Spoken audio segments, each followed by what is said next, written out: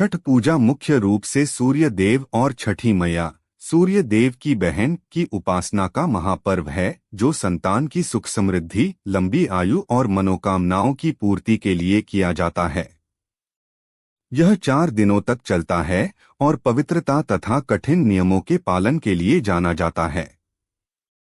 छठ पूजा की विधि और 4 दिन का क्रम। यह पर्व 4 मुख्य चरणों में मनाया जाता है। 1. नहाय खाए पहला दिन।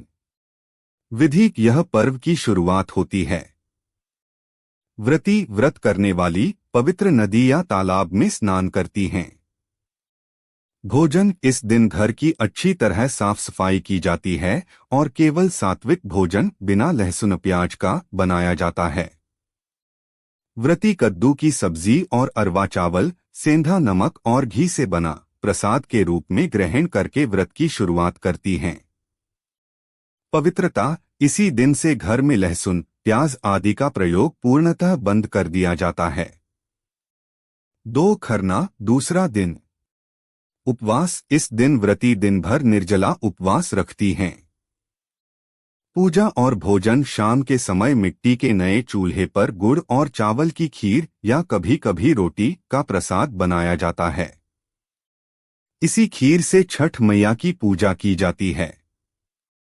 व्रत का पारण। पूजा के उपरांत व्रती इस प्रसाद को ग्रहण करती हैं, जिसे खरना कहते हैं। इसे ग्रहण करने के बाद 36 घंटे का कठिन निर्जला व्रत शुरू हो जाता है। यह प्रसाद परिवार के सदस्यों और मित्रों में भी बांटा जाता है।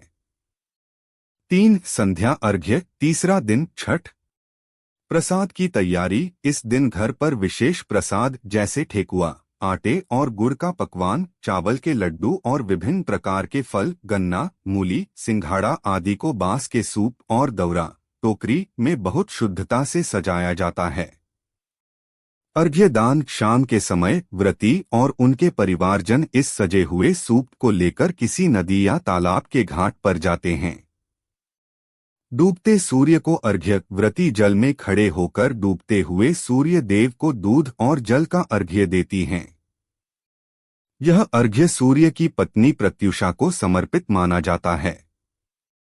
इस दौरान छठी मैया के गीत गाए जाते हैं और पूजा अर्चना की जाती है। 4. उषा अर्घ्य और पारण चौथा दिन। सुबह का अर्घ्य चौथे और अंतिम दिन। व्रती सूर्योदय से पहले ही उसी घाट पर पहुंचकर